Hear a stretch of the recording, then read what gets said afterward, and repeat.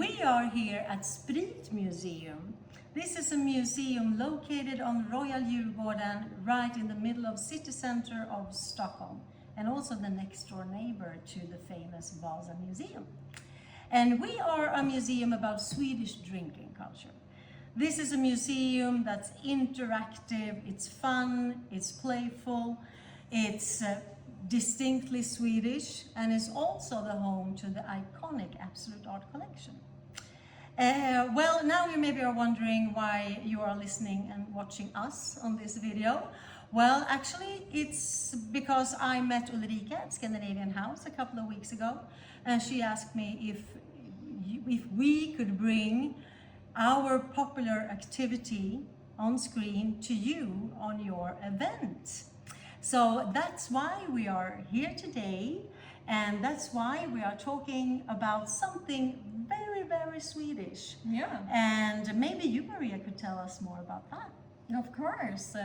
So what we're going to do here today is we're going to have a master blending class with you, where we're going to teach you how you can make your own spice mixture for Brännvin.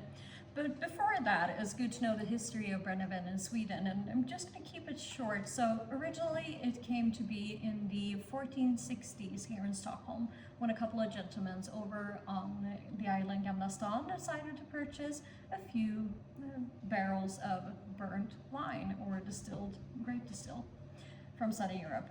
This was originally used in gunpowder production, however, they might have tried it. In the 1500s, that is when Brännvin, or vodka as it is actually starting to sell in pharmacies because it's believed to have medicinal purposes. In the 1600s, that is when we learned to distill, and in the 1700s, that is when pretty much every household in this narrow country actually has their own pot stills at home, so you can produce enough for your family. And during the 1700s, Brännvin is not something we drink in order to get drunk. No, it's a multi-purpose thing. It's something that can keep us warm when we're cold. It's something that can keep us feeling less hungry during times of famine. And of course, it's also something you can dip a rag in and give to a teething baby to soothe the gum. So Brännvin has had many different functions in our society. However, today we mostly drink it around holidays, so midsummer, crayfish party, maybe around Christmas, and when those times come, it's always fun to have spiced Brännvin. And that's what we're going to do today.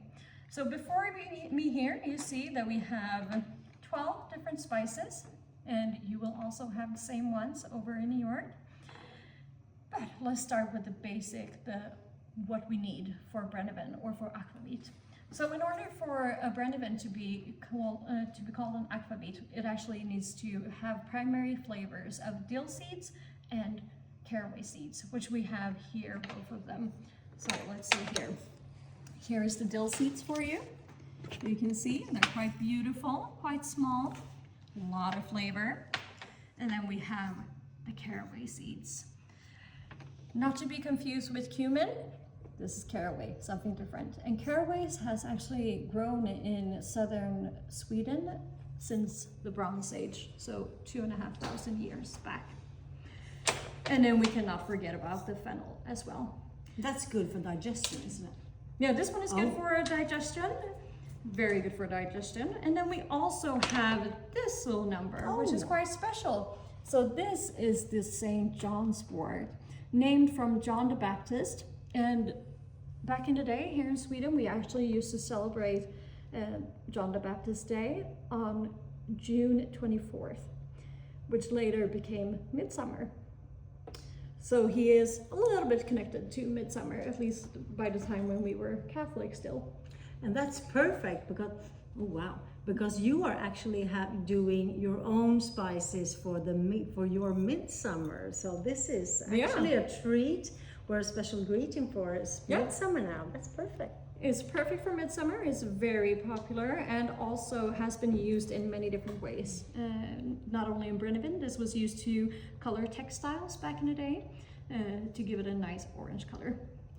We also have some extra fun spices for you as well. So we cannot forget probably the most important one, lingonberries. Lingonberries is a wonderful base to use when you make your own Brännvin. It gives it a little bit of acidity, but also a little bit of sweetness. This is a good place to start when you're making a really Swedish Brännvin. Then we also have some other fun spices. If you want to reminisce and think about Christmas, we have ginger, we have cinnamon, and of course, cardamom in these beautiful green pots. If you want to add some lightness to your Brännvin, you can also use citrus peels, which is a very good one. And of course, elderflower. Nothing says summer like elderflower. All right. Madeline, should we put one together? Oh, I think we should. Let's do it. Yes, please. All right. So you always begin with the base spices, or how do you do it? Yes. So I work in what I call the flavor triangle. So you start with the base, and that it has to be something that's subtle but stable that the rest can sort of rest on. So it's like a perfume then? Exactly. It's just like when you're making perfume. Oh wow! So we'll be the perfume makers. That's fun. The next layer should be something that complements whatever you put in as a base. All right. So it should work with it and harmonize it. It's like a top note. Yeah. The next and last layer should always be something that is a contrast to the rest that you put in. So you give it a more dynamic and complex feeling.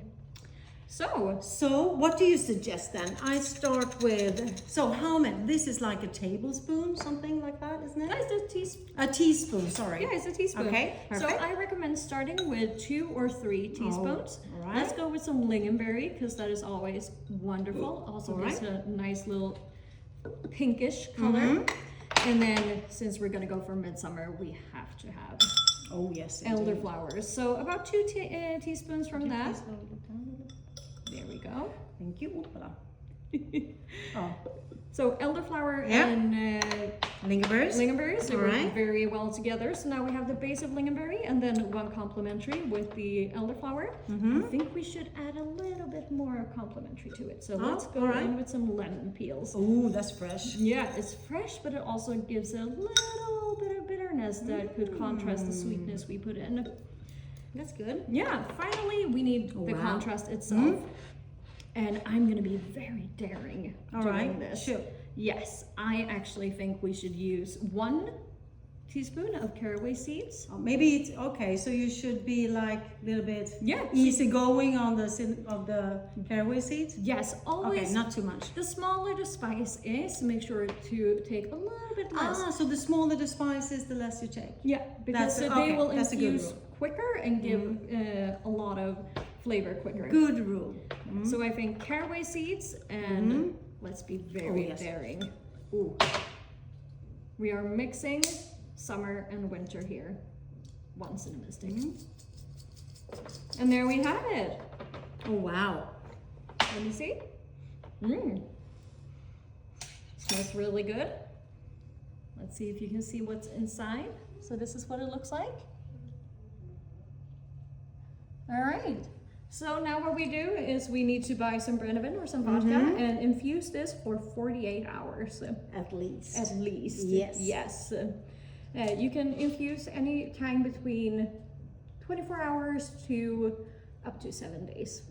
Okay, and then you just take this, remove the bag, and then just put the bottle in the fridge. Yeah. And then just keep it there for a couple of days, and then just serve it ice cold with your favorite Swedish food. Yes. So perfect. Remove the bag, put it through a coffee filter, and then into the bottle, into the fridge, and then you're good to go. It will last up to a month in the fridge. And then you've made your own Swedish Brännvin for midsummer. Isn't that cool? It's wonderful. So this is one of the activities that we do at Spritmuseum. Yeah.